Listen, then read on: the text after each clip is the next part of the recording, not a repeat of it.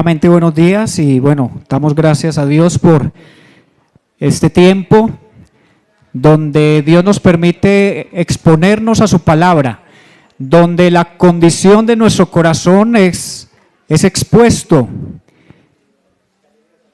para saber si realmente nuestra vida es agradable a Dios, si estamos en sintonía, podríamos decirlo, o estamos caminando por esa senda que Dios quiere que caminemos. Porque es fácil desviarse, es fácil dejar de reconocer la sabiduría de Dios para vivir y vivir de acuerdo a nuestros planes y propósitos. Así que el pasaje que vamos a compartir hoy es bastante fuerte en su mensaje.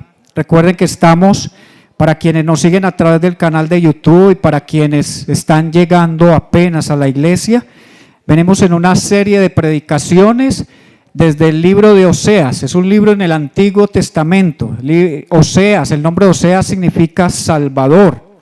Y el título de la serie es Amores Prohibidos. ¿Por qué Amores Prohibidos? Porque se utiliza allí una ilustración de un profeta que tiene que vivir apartado del pecado, de la maldad y la iniquidad, y se le hace un pedido de parte de Dios de unirse a una mujer que va a ser continuamente infiel hacia él. ¿Y qué quiere representar esto? La infidelidad de Israel a Dios como su esposo. Hoy vamos a ver algo que creo que también puede ser escandaloso en el sentido de que Israel no estaba dejando a Dios, quería incluir a Dios dentro de los demás dioses que ya habían adoptado, es decir, Baal y los demás. Es como si una esposa infiel le dijera a su esposo: yo te quiero a ti, pero también quiero a otros hombres. No podría compartir con todos. Es algo que le está diciendo Israel a Dios. No es que te estemos dejando, te queremos compartir y no creemos que esté mal. Pero bueno, ahora vamos a ver lo desviado y pecaminoso de eso y qué llevó a Israel hasta ese punto. Lo que vamos o buscamos entender es cómo ahora el ser humano y también la iglesia representada por cada familia y por cada creyente puede estar siendo infiel a Dios en este momento. Les había mencionado la estructura del libro. Del 1 al 3 habla de el matrimonio y la infidelidad de Gomer hacia Oseas. Vimos que en el capítulo 2, Oseas va y busca a su esposa continuamente en los lugares donde se encuentra, prostituyéndose.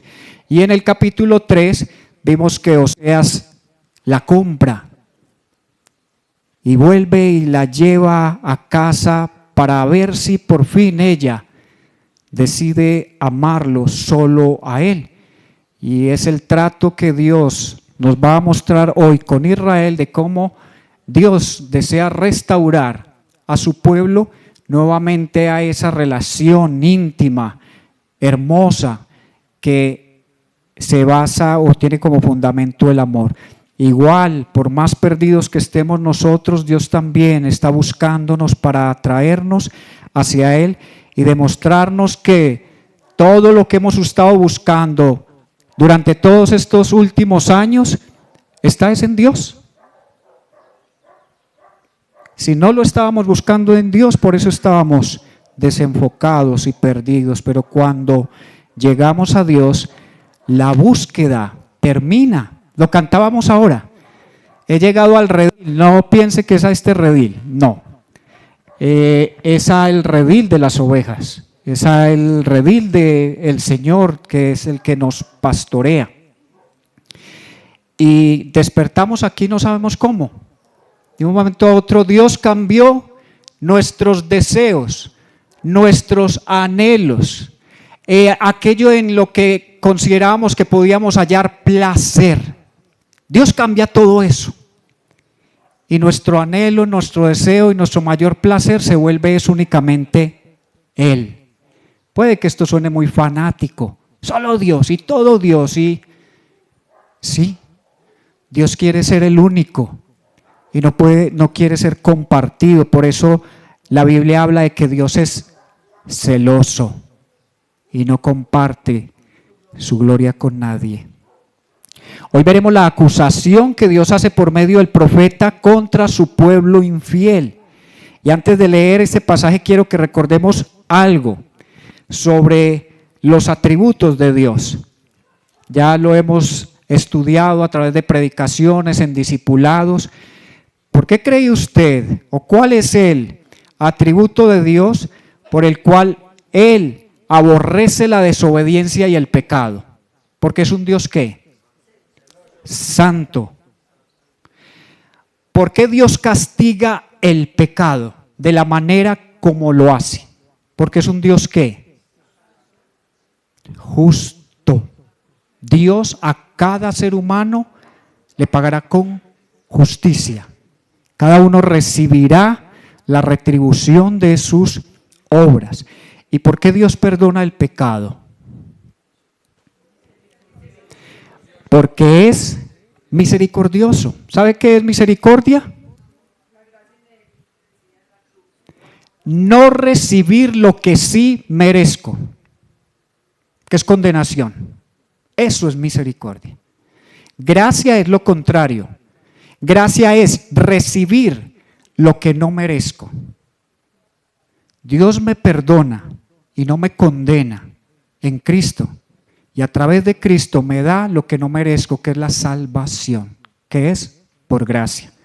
Recuerde, la salvación no es algo que usted se ganó, ni que se puede ganar. Es algo que Dios otorga como un regalo, porque ningún ser humano por sus propios esfuerzos puede obtener su salvación.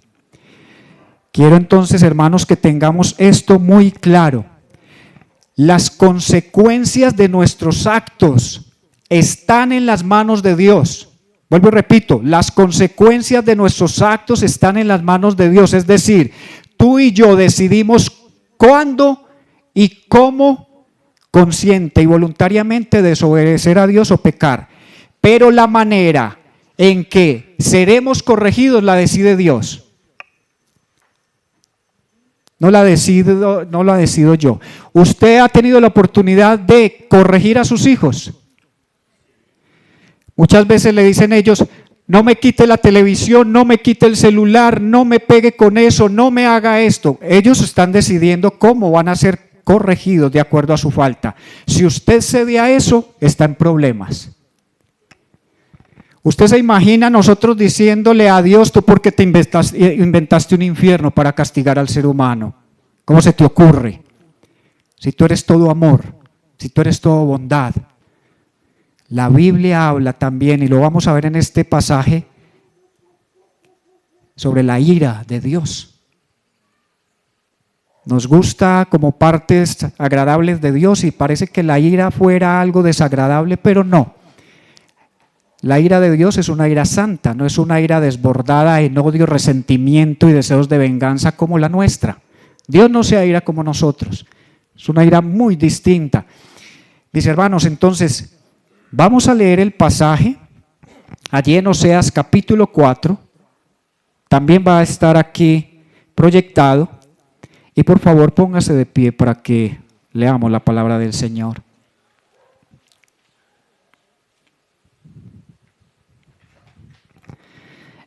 Escuchen la palabra del Señor, israelitas, porque el Señor tiene querella contra los habitantes de la tierra, pues no hay fidelidad, ni misericordia, ni conocimiento de Dios en la tierra. Solo hay falso juramento, mentira, asesinato, robo y adulterio. Emplean la violencia y homicidios tras homicidios se suceden. Por eso la tierra está de luto y desfallece todo morador en ella, junto con las bestias del campo y las aves del cielo. Aún los peces del mar desaparecen. Pero que nadie contienda ni nadie reprenda, porque tu pueblo es como los que contienden con el sacerdote. Tropezarás de día y también el profeta tropezará contigo de noche. Y destruiré a tu madre. Mi pueblo es destruido por falta de conocimiento. Por cuanto tú has rechazado el conocimiento, yo también te rechazaré para que no seas mi sacerdote. Como has olvidado la ley de tu Dios, yo también me olvidaré de tus hijos. Cuanto más se multiplicaron, más pecaron contra mí. Cambiaré pues su gloria en afrenta. Del pecado de mi pueblo se alimentan y hacia su iniquidad dirigen sus deseos. Como el pueblo, así será el sacerdote. Los castigaré por su proceder y les pagaré según sus obras. Comerán, pero no se saciarán. Se prostituirán, pero no se multiplicarán, porque han dejado de hacer caso al Señor. La prostitución, el vino y el vino nuevo quitan el juicio. Mi pueblo consulta a su ídolo de madera y su vara les informa, porque un espíritu de prostitución los ha descarriado y se han prostituido, apartándose de su Dios. Ofrecen sacrificios sobre las cumbres de los montes y queman incienso sobre las colinas, debajo de las encinas, los álamos y los terebintos, porque su sombra es agradable. Por tanto sus hijas se prostituyen y sus nueras cometen adulterio. No castigaré a sus hijas cuando se prostituyan, ni a sus nueras cuando cometan adulterio, porque los hombres mismos se retiran con rameras y ofrecen sacrificios con las rameras del culto pagano. Así se pierde el pueblo sin entendimiento. Aunque tú, Israel, te prostituyas, que no se haga culpable Judá. Tampoco vayan a Gilgal, ni suban a Betabén, ni juren, vive el Señor, ya que Israel es terco como una novilla indómita. ¿Los pastoreará ahora el Señor como a un cordero en campo espacioso? Efraín se ha unido a los ídolos, déjalo. Acabada su bebida, se entregaron a la prostitución. Sus príncipes aman mucho la ignominia. El viento los envuelve en sus alas y se avergonzarán de su sacrificio. Tome asiento nuevamente, por favor, y nos damos cuenta que es un mensaje bastante fuerte. ¿Por qué? Porque Oseas, inspirado por el Espíritu Santo para dar este mensaje, está diciendo: el liderazgo de Israel se ha vuelto inefectivo, se ha corrompido, se ha desviado desde el rey hasta el profeta y el mismo sacerdote. Es increíble que entre más sacerdotes había en Israel, más pecado, o el pecado se multiplicaba, porque ellos consentían, en lugar de corregir, consentían lo que el pueblo estaba haciendo porque les convenía. Que el pueblo, entre más fuera al templo a pedir perdón, ellos tenían parte en esas ofrendas y se estaban beneficiando de muchas formas. Y por eso no les interesaba para nada que el pueblo corrigiera su camino. Se deleitaron también junto con el pueblo en prostituirse, es decir, en participar de ritos que Dios prohibía. Aparte de que estos ritos de naciones paganas tenían que ver con prostitución cúltica, es decir, había mujeres que se prostituían y con eso estaban ofreciendo su vida a ese Dios, que en este caso es Baal. El título de este mensaje es El enojo y el anhelo de Dios.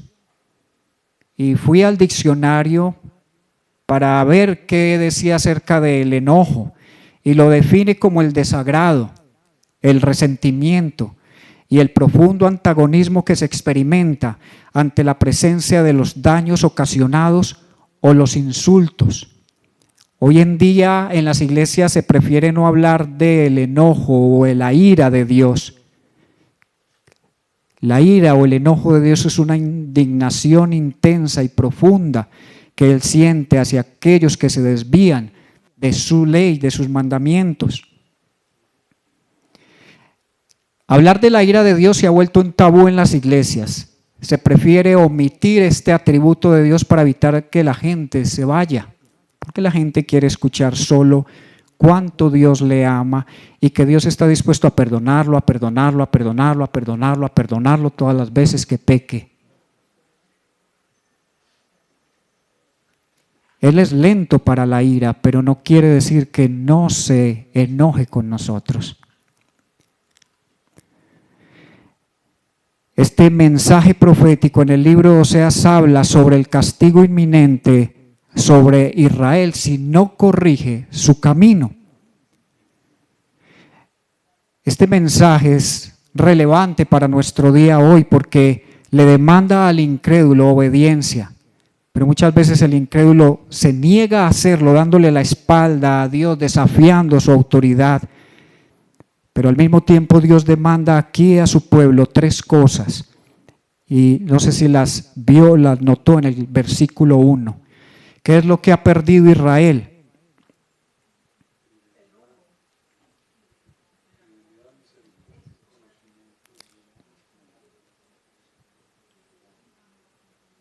Así es.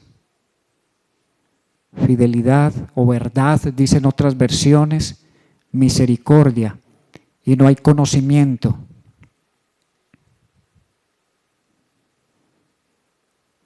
Vamos al primer punto entonces, que es la culpabilidad, tanto colectiva como personal del pueblo, porque Dios en momentos se referirá a Israel como su esposa, pero en otros momentos se referirá a los hijos de esa esposa infiel. Y en estos 3 primeros versículos vemos que Dios llama al estrado. Israel está en un juicio y está ahí para una imputación de cargos. ¿Cuáles son los cargos que Dios le dice a Israel? Que han derivado de la falta de conocimiento. Por la falta de conocimiento de Dios y de su ley, se ha perdido la verdad, o se ha distorsionado más bien la verdad y la misericordia. ¿Usted cree que la verdad y la compasión en un mundo como este es importante? Miren, ¿qué deriva dejar a Dios su palabra y dejar todo lo que Dios nos permite tener, que es fidelidad, misericordia y conocimiento de Él? En estos descargos, Dios está imputándole los delitos de falso juramento, mentira, asesinato, robo y adulterio. Dice, emplean la violencia y homicidio tras homicidio se suceden. O sea, había asesinatos y homicidios continuamente. Es en el hebreo se dice, se tocaban uno al otro, es decir, moría alguien y a los pocos minutos estaba muriendo otra persona, y ni el rey, ni el profeta, ni el sacerdote, ni los sacerdotes, aparte de Oseas, que era uno de los profetas fieles a Dios, se conmueve ante lo que está ocurriendo, ante los constantes llamados del Señor a que se arrepientan. Vemos en este pasaje que la nación ha endurecido su corazón y ha decidido mantenerse con arrogancia en su rebelión. Ha decidido seguir su propio camino, no el camino que Dios le había ordenado, de no apartarse de él. Aquí no le habla Dios a Israel como si fuera un adolescente rebelde. Le habla como una esposa que no es capaz de guardar el compromiso de amar a un solo hombre, mantenerse fiel a él. Dios los confronta al decirles: nadie debe acusar a nadie, porque todos son culpables, tanto el pueblo en conjunto como cada uno. Ahora oraba mi esposa, algo que la Escritura dice: cuando sabes hacer lo bueno y no lo haces, se te tiene por pecado. No podemos vivir la vida ignorantes de lo que, o desentendidos más bien de lo que pasa en el mundo. Como que mientras no toque a mi familia, no toque mi círculo más cercano, no me importa la violencia, no me importa en lo que la demás gente quiere creer. A veces nos desentendemos y no nos interesa quién va a quedar de presidente, quién no. Si en el retiro hay muchas iglesias o hay pocas iglesias para que la gente pueda congregarse a escuchar el mensaje de la palabra de Dios y pueda rendir su voluntad a Él. Han transgredido todos los mandamientos de la ley de Dios, se han manchado de pecado, han violado el mandamiento de la mentira, de la honradez, del adulterio, de varios de esos mandatos que están en la ley de Dios. Por aquí tengo un libro de John Owen, no sé si ha escuchado ese nombre. es un pastor o fue un pastor teólogo y puritano inglés, murió en 1683. Imagínense. Y vea lo que escribió para la generación de ese siglo. La cultura moderna ha convertido la sexualidad en un producto para consumo, separándola de la dignidad y del propósito para el cual Dios la creó. La Escritura enseña que la santidad implica dominio propio y reverencia por el cuerpo, como lo enseña Primera de Tesalonicenses 4, 3 al 5, porque el cuerpo no es un objeto, sino un templo que pertenece a Dios. Cuando una sociedad trivializa el cuerpo y lo reduce a placer, erosiona la imagen de Dios impresa en cada persona, es decir, lo degrada completamente. La exposición constante a imágenes y valores sexualizados moldea silenciosamente el corazón. El Señor Jesucristo advirtió que los ojos son la lámpara del cuerpo, indicando que lo que permitimos entrar por la vista afecta nuestra vida espiritual. La sexualización de la cultura no solo produce inmoralidad externa, sino que distorsiona los afectos, debilita la conciencia y normaliza lo que Dios llama pecado. ¿Ha escuchado comúnmente entre la gente? A mí me parece normal. Yo no le veo nada de raro. Es que estos evangélicos, cristianos o aleluyas, todo lo ven malo. Porque es que ya estamos viendo las cosas desde la óptica de Dios. Y si Dios dice, eso está mal, no le busque, como dicen por ahí, la comba al palo. No trate de hacerlo ver bonito. Relaciones sexuales entre adolescentes sin casarse, pero es que ellos se aman. Y yo les ayudo a cuidarse. Yo les compro las pastillas, los condones y todo para que eviten lo que pareciera lo peor, quedar embarazado, porque es que se tiran la vida los muchachos. Sin entender cuál es el propósito del matrimonio. En el matrimonio se glorifica a Dios, propagándonos, procreando, para que cada vez podamos tener hijos a quienes les enseñemos a temer a Dios. Porque esa es nuestra primera obligación o responsabilidad, nuestra casa. Es increíble que dejemos perder a nuestros hijos en nuestra propia casa con un celular en la mano. Se nos están perdiendo con un celular en la mano, dentro de sus habitaciones, conviviendo con nosotros. En estos días escuchaba que estaba, no sé si lo vio, un jovencito, un niño de 11 años. Va a recibir sentencia porque su papá le quitó el play, fue y buscó el arma de su papá y le pegó un tiro. Y va a enfrentar cargos por asesinato. Usted no se imagina que a través de redes sociales se le está incitando a su hijo a que lo borre del mapa, a que nos quite de su camino. Esto nos lleva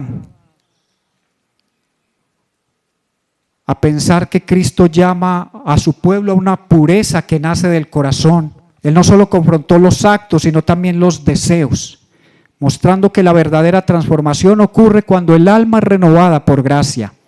En medio de una cultura saturada de estímulos impuros, el creyente es llamado a vivir con una mente guardada por la palabra, es decir, tener la mente de Cristo. Y la mente de Cristo no se obtiene cuando usted está desconectado de lo que dice su palabra. También Dios quiere un corazón cautivado por la belleza de la santidad de Dios.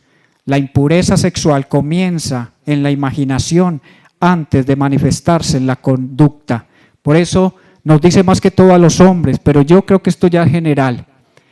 Hombre, ojo con lo que miras, cuidado con lo que deseas, porque eso se va a volver algo tan fuerte que vas a terminar haciendo que eso se haga una realidad. Ojo con los coqueteos en la iglesia, ojo con las miradas.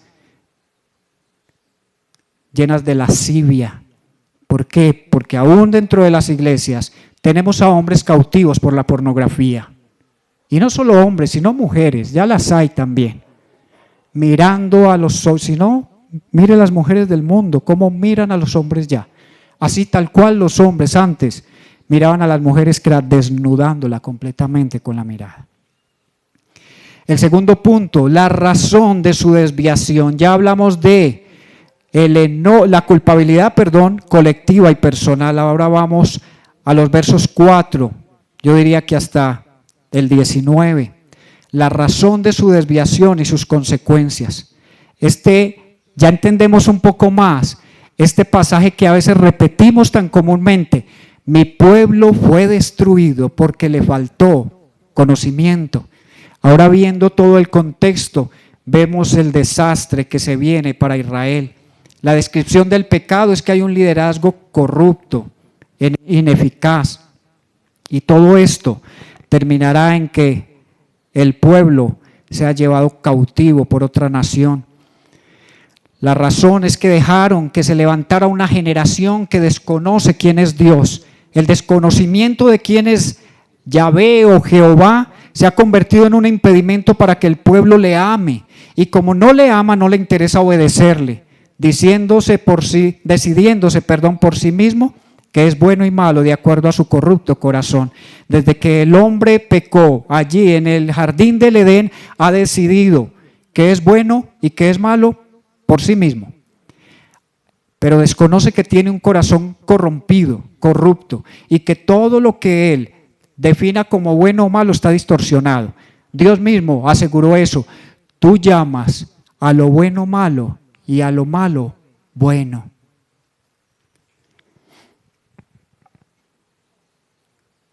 El desconocimiento, entonces, es lo que Dios está juzgando acá. Y todo parece tener conexión al dejar el conocimiento de Dios. Se sabe que progresivamente la verdad se va distorsionando. Y hoy hemos llegado al punto de que la verdad es relativa. Cada quien puede tener su propia verdad u opinión de quién es Dios, de la vida, del destino, del futuro. También la misericordia es algo que se está perdiendo. No tenemos compasión, no nos interesa lo que pasa por el otro. Y cuando se acaba la misericordia, la compasión, que la misericordia también es ir más allá de nuestros propios intereses por los intereses de otro. Cuando todo esto es cosa del pasado, las personas dejan de practicar las restricciones. Cuando el hombre no quiere o no puede restringirse a sí mismo, los homicidios y la destrucción le siguen. Porque si yo, para conseguir lo que quiero, te tengo que matar, lo haré. Usted ve lo que está pasando en los hogares y en las familias. Hace poco, creo que fue aquí en Colombia, ¿no? Un hombre al cual su esposa le fue infiel y mató a sus 2 hijos adolescentes y se suicidó. ¿Eso fue en Brasil? Bueno, perdona ahí porque no había escuchado de dónde era.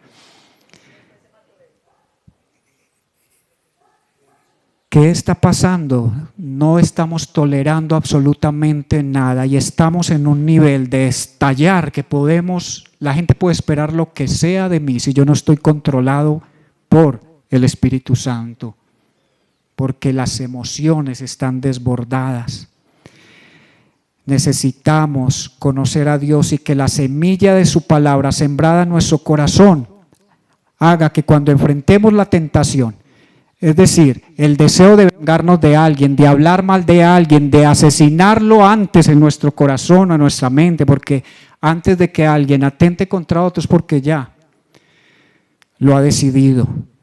Solo piense cuando uno va en el tráfico y se le atraviesa a alguien y uno pita, inmediatamente se baja. ¿Qué? ¿Qué pasó? ¿Cómo se resuelve? Con crucetas, a puños, dañándole el carro al otro o termina asesinándole. podemos hablar a nuestro corazón y decirle: tú deseas pecar, tú deseas ir en contra de la voluntad de Dios, tú deseas desobedecer, pero yo voy a decidir amar a Dios, mantenerme fiel a Él, escogeré la santidad en lugar de la inmundicia, porque prefiero un banquete en la casa de Dios que las migajas que el diablo nos arroja en este mundo para que las tomemos del suelo con nuestras propias bocas. Eso es lo que Satanás hace, pero desconocemos que cuando nos vamos tras lo que Satanás ofrece es eso mismo. Nos trata como perros. ¿Qué hace usted con su perro? Le tira comida al suelo para que coma de él. Hoy estamos como más, hemos cambiado. Ya le hacemos compramos ¿cómo le llaman? Bueno, la coca, pues es que hay que hablar coca si nos están escuchando aquí por YouTube, suena grave. Es un recipiente, a veces se lo ponemos hasta la altura para que él no se tenga que agachar y pronto se vaya encorvando el pobre. Pero eso es lo que hace el diablo, tirarnos migajas al piso para que nos agachemos y las recojamos con nuestra propia boca de ahí. La pregunta es: ¿estamos dispuestos a que Dios cambie los afectos y los deseos de nuestro corazón? Hay que tomar esa decisión hoy. No la postergue. La sociedad actual está completamente en contra de tener restricciones. Lo ves en sus consignas: sin barreras, solo hazlo, quita las inhibiciones, encuentra tu propio camino, tú decides. Y el mensaje es el mismo: haz tus propias reglas, tu universo gira alrededor de ti, solo tú decides qué hacer, eres libre de hacer lo que quieras con tu cuerpo y con tu vida. Pero cuando Dios nos compra con su preciosa sangre, ya este cuerpo no nos pertenece, porque es un templo del Espíritu Santo y no podemos prostituirlo, no podemos unirlo a rameras, no podemos unirlo en relaciones ilícitas, porque para eso Dios nos ha puesto en un lugar que puede blindar nuestro corazón y nuestras emociones, y es el matrimonio. Pero la sociedad está tan degradada que uno ya está en un matrimonio y a veces ni puede confiar en el otro. Mantenemos bloqueados nuestros celulares y ay de que me cojan ese celular a mirarme qué tengo ahí. Se acaba este matrimonio. Les hemos permitido a nuestros hijos también bloquear sus celulares y no sabemos con quién están hablando, qué están planeando, hacia dónde los está direccionando Satanás, porque no creo que muchos adolescentes se tengan descargado siquiera YouVersion para leer la Biblia. Háblele de TikTok y saben qué es eso. Háblele de Instagram, saben qué es eso. Háblenle de qué más. Bueno, hay una cantidad que ni sabemos nosotros. Snapchat, algo, toda una cantidad de cosas. Bueno. Pesar como nos vamos quedando ya ignorantes. Yo que conocía de todo y ya vea, esto avanza tan rápido que uno decía: ¿eso qué es? ¿Eso cómo se mueve? Y eso tal cosa. Hoy se está hablando de los terián. Yo creo que usted puede estar cansado ya, porque si usted sigue redes sociales no hace sino salirle eso, los terián. Otros dirán: ¿y esa vaina qué es? ¿Salió algo nuevo? ¿Qué? Término que proviene del griego terión, que significa bestia o animal salvaje. Quienes se identifican así sostienen que no se trata de un disfraz, que no es un juego de rol ni necesariamente de una preferencia estética, sino de una vivencia interna. Es decir, ellos están diciendo: eso soy, no me quiero parecer, no quiero imitar a un animal, soy una bestia, porque eso significa terión en el griego, bestia o animal salvaje. Ahora bien, el teólogo James Montgomery Boyce dice: es posible que el apóstol Pablo, un gran exponente del Evangelio de Jesucristo, escribió su propia crítica de las naciones gentiles. En Romanos 1, 18, 32, él dice, seguramente contrastó Oseas 4:6 con Romanos 1:24, 26, 28, Oseas 4:7 con Romanos 1:23, Oseas 4:11 con Romanos 1:21 y 23. Y le voy a leer lo que la palabra de Dios dice.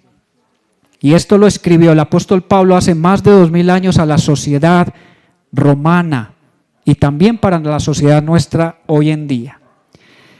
Porque la ira de Dios se revela desde el cielo contra toda impiedad e injusticia de los hombres que con injusticia restringen o frenan la verdad.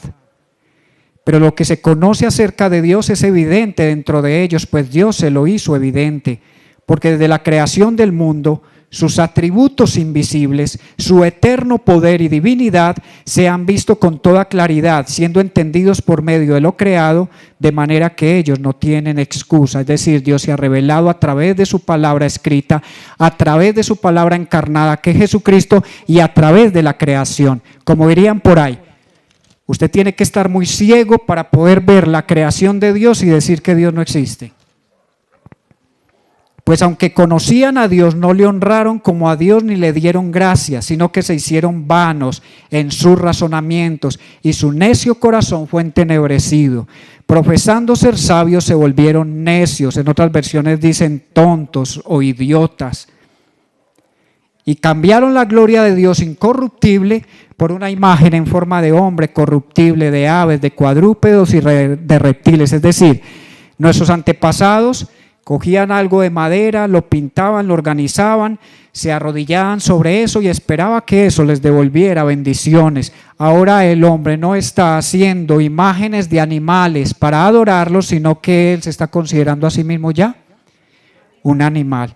Se están tirando lo de Charles Darwin, la evolución era pasar de animal a ser humano, ahora el hombre dice no, vamos otra vez a retornar, cambiemos de seres humanos a animales, por lo cual, es decir, el desconocimiento de Dios y de darle la gloria a Él, desconocer su palabra y su propósito para nosotros, dice Pablo en Romanos 24, por lo cual Dios los entregó a la impureza en la lujuria de sus corazones, de modo que deshonraron entre sí sus propios cuerpos. Porque ellos cambiaron la verdad de Dios por la mentira y adoraron y sirvieron a la criatura en lugar del Creador, quien es bendito por los siglos. Amén. Por esta razón, mire que una nación se corrompe, peca contra Dios y Dios decide cómo va a ser el castigo y cuánto va a durar y para quiénes va a ser. Por esta razón, Dios los entregó a pasiones degradantes o vergonzosas, porque sus mujeres cambiaron la función natural por la que es contra la naturaleza.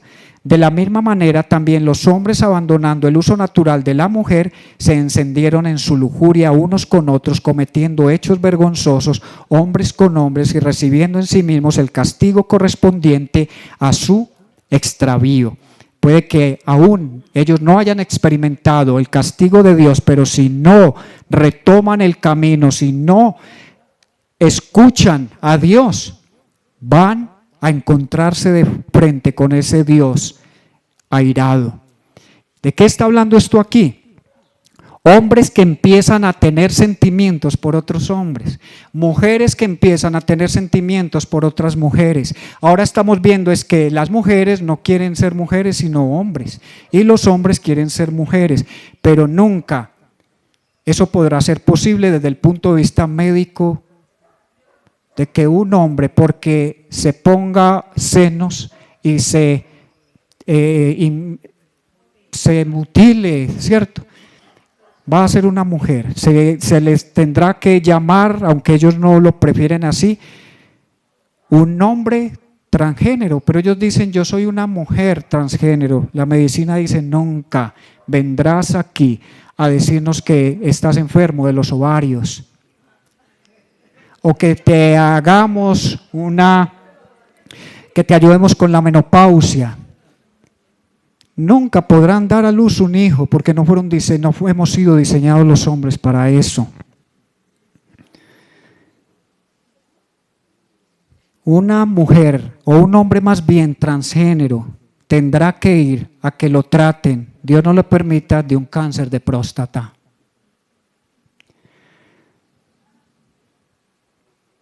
Iglesia, hoy Dios quiere confrontarnos. No sé si ya lo ha hecho, espero que con esto sí. Cada uno de nosotros es responsable del mensaje que se predica en esta iglesia. Cada uno es responsable de que haya unidad en ella, interviniendo cuando hay problemas entre los miembros de ella. Somos llamados a ser reconciliadores en el nombre de Cristo. Tenemos que confrontar a quienes veamos manchando el nombre de Cristo, dando un mal testimonio tanto dentro como fuera de la iglesia. Además, cada uno de nosotros es responsable también por el sostenimiento financiero de esta iglesia. Lo mismo debe hacer cada padre y cada madre de familia en su hogar con sus hijos. No pretendas desentenderte de estas responsabilidades, porque tarde o temprano vamos a encontrarnos ante Dios. Como último punto, el anhelo del Dios restaurador. Dios no nos quiere destruir. Dios no se quiere vengar porque le hemos dado la espalda. Él está más interesado en nosotros que nosotros en Él. Aunque el pueblo está recibiendo una recriminación severa, Dios trata a su pueblo de una manera en que se arrepienta y se aparte del mal. Y va a llegar el día que recibirá una gran bendición. Estos días, haciendo este estudio de este pasaje con otros hermanos, me decían: hermano, yo no veo gracia por ese texto. Todo es juicio, todo es castigo. Dije, pues bueno, va a haber que mirar el libro completo, porque el nombre de Oseas es salvación. Y cómo Dios está usando el nombre de este profeta para dar mensaje de salvación también a su pueblo. Terminando el capítulo 3, el cual predicó hace una semana nuestro hermano Sebastián, dice: en los últimos tiempos acudirán con reverencia al Señor, porque cuando un pueblo se desvía, se vuelve un pueblo blasfemo contra las leyes de Dios. Y dice además: y a los bienes que Él concede, es decir, ya no se los ofrecerán a los dioses paganos.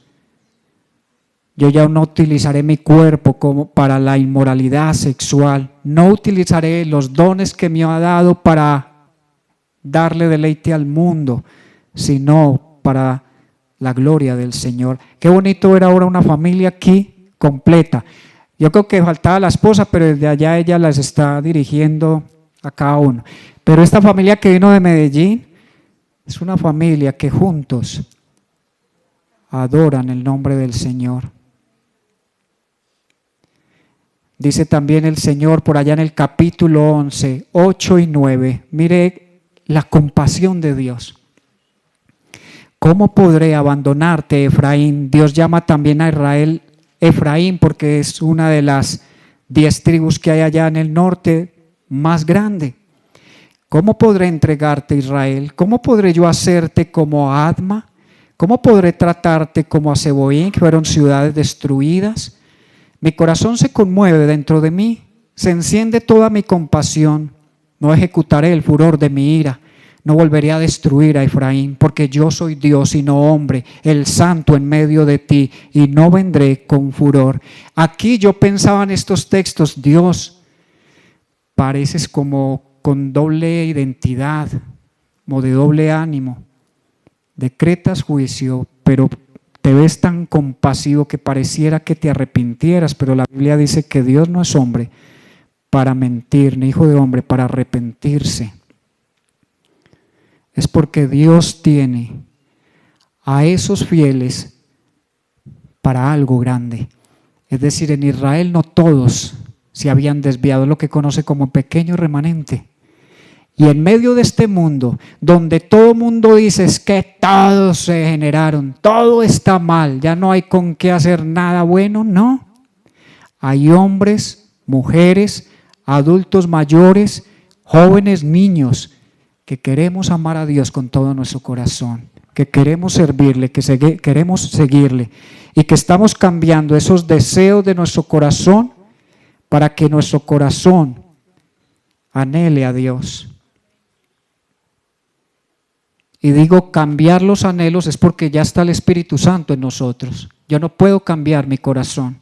En estos días en un discipulado escuchábamos, que se llama Tiempos de Cambios o Cambios Profundos, creo que son 2 libros. Decía, yo no le puedo poner un revólver a mi corazón y decirle ama a Dios, o te asesino. Raro, ¿cierto?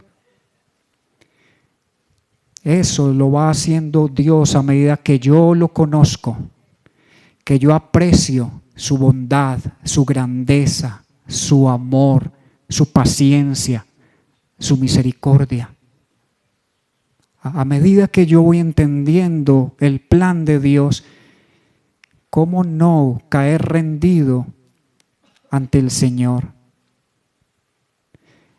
Una mujer podrá decir, ¿cómo no coger a besos a un hombre que viene y me trae flores, me regala unos, no, chocolates no, hay mucha dieta ahora, entonces pongámosle otra cosa. Me invita a almorzar, me tiene planeado un viaje, ay, de hecho, ahí está mi esposa. El martes cumplimos 19 años de casados, o sea que el martes no me llame, por favor, que no voy a responder teléfonos. No, pregunto que si está para que no se dé cuenta de la sorpresa. Se va a derretir. Pero que sí. Eso es lo que Dios quiere, que nos enamoremos tanto de Él que, ay, hablar de Dios, ay, no, se le brillan a uno los ojos. No, que le dan mariposas por todos lados. Vivimos en lo que se define teológicamente como el pacto de gracia, es decir, en Jesús estamos llamados a apartarnos de toda maldad para vivir en novedad de vida. Dios quiere rescatarnos del pecado y restaurar nuestra vida del daño, el dolor y las marcas que nos deja una vida sin Dios. Cristo vino a mostrarnos quién es Dios, siendo el mismo Dios. Claro está, la segunda persona de la Trinidad.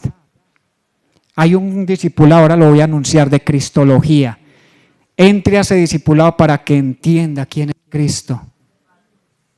¿Qué significa su sacrificio en la cruz? Cómo Él sufrió la imputación de nuestros cargos y llevó toda la culpa y la descarga de la ira de Dios. Cristo sirvió de pararrayos para que esa ira de Dios no cayera sobre nosotros, sino sobre Él. Y ahora tenemos la oportunidad de volver a restaurar una relación que se había perdido con Él. Concluyo con este texto del apóstol Pedro en el capítulo 4 de su primera carta. Por tanto, puesto que Cristo ha padecido en la carne, es decir, en su cuerpo, ármense también ustedes con el mismo propósito, pues quien ha padecido en la carne ha terminado con el pecado. Usted ya crucificó su carne, es decir, ya usted se entregó a Cristo. Ya ahora usted dice, no vivo para mis deleites, mis gustos, mis deseos, sino para Cristo, porque Cristo vive en mí. Todo lo que hago es para glorificarle a Él. Dice en el verso 2, para vivir el tiempo que le queda en la carne, ya no para las pasiones humanas, sino para la voluntad de Dios. Nos queda poco tiempo de vida. Yo ya tengo 51 años, creo que ya me gasté muchos años. Creo que no son muchos los que pueda tener y por eso dice, hay que vivir sabiamente, porque el tiempo ya pasado les es suficiente, es decir, ya pecaste demasiado, ya no quieras pecar más, vuélvete a Dios.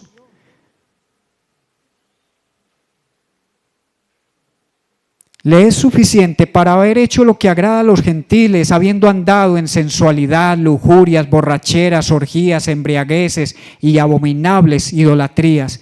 Y en todo esto se sorprenden los demás de que ya nosotros no corramos con ellos en el mismo desenfreno de disolución. Y ahora nos insultan, dicen que nos enloquecimos, pero ellos, dice el apóstol Pedro, darán cuenta a aquel con A mayúscula, que está preparado para juzgar a los vivos y a los muertos, porque con este fin fue predicado el evangelio aún a los muertos, para que aunque sean juzgados en la carne como hombres, vivan en el espíritu conforme a la voluntad de Dios. ¿cómo será de necesario este mensaje que predicamos? ¿Qué dice la Escritura? Que a los que ya habían muerto antes de Cristo fue necesario ir a predicar.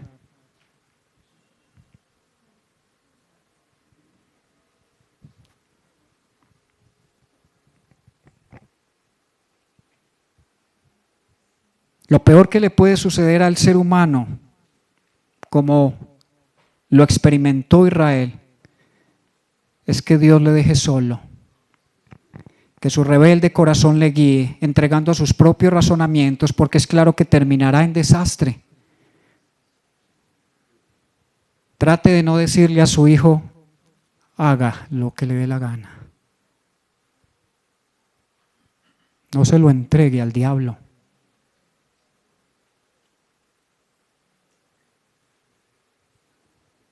Debemos confiar en Dios y esperar que Él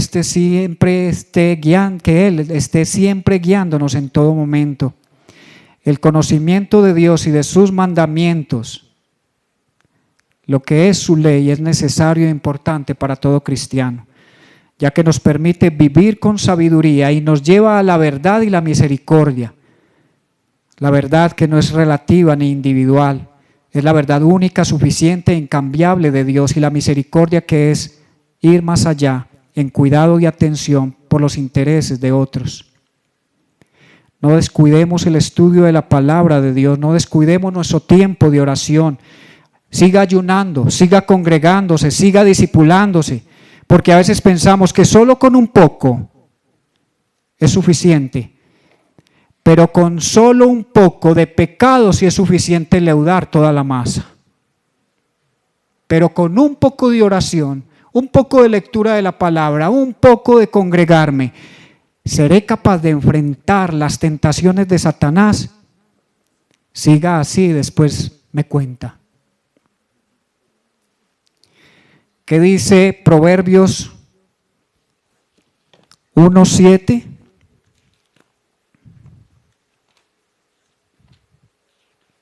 ¿Ya ha leído el libro de Proverbios?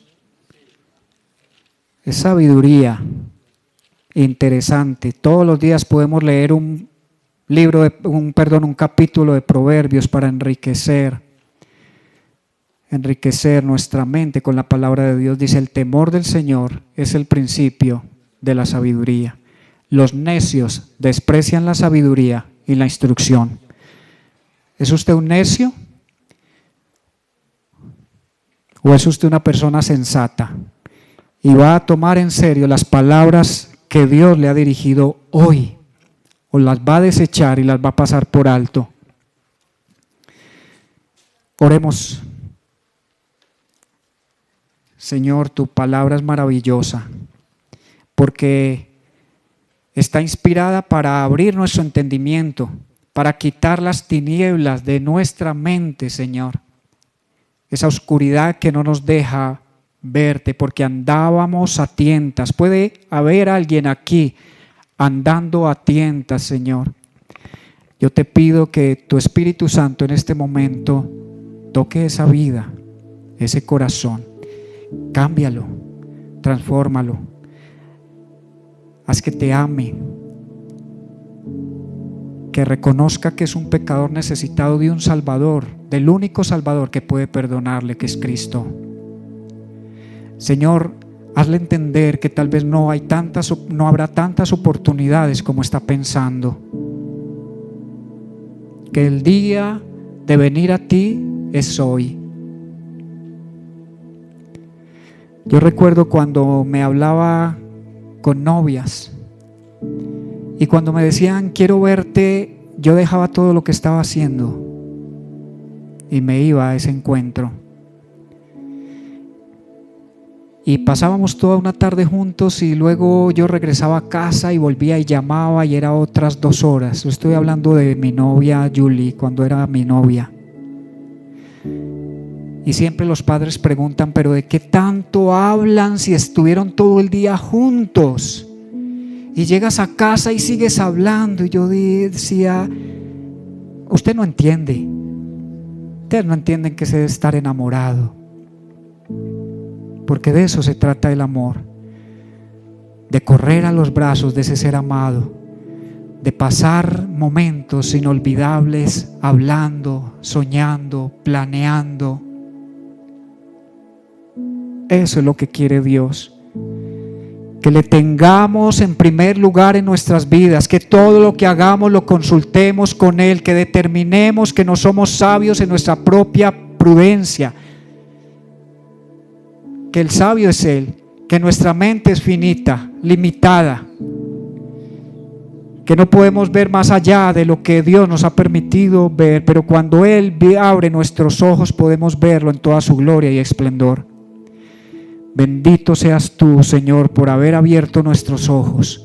Bendito seas tú por rescatarnos, Señor, del pecado, de la inmundicia, de ese lodo cenagoso donde nos hundíamos. Pero decíamos, yo estoy bien, yo soy libre. No necesito ayuda de nadie. Pero estábamos ebrios, drogados. Hasta en mi caso, asustados de haber podido contraer una enfermedad venérea o el SIDA, pero decíamos, estoy bien. Qué insensatez, qué necedad, qué ignorancia espiritual, Señor. Y este mundo quiere desconocer que tú existes, y por eso han caído en esa mente oscurecida. Que unos quieren ser animales, otros dicen no soy humano. Qué locura, Señor. Y aquello que parece distorsiones o problemas mentales los celebramos como libertad. Hay que dejar a la gente que haga lo que quiera, que viva sin restricciones. Cuando Dios dice vas a terminar mal, para ya, pon límites, no degrades tu cuerpo, no vayas por ese camino, devuélvete y deja que yo trace el camino que has de caminar, porque yo soy el camino, yo soy la verdad y yo soy la vida, y nunca vas a poder llegar a ese Padre Celestial si no es a través del Hijo de Dios, el Cordero inmolado que quita todo pecado del mundo.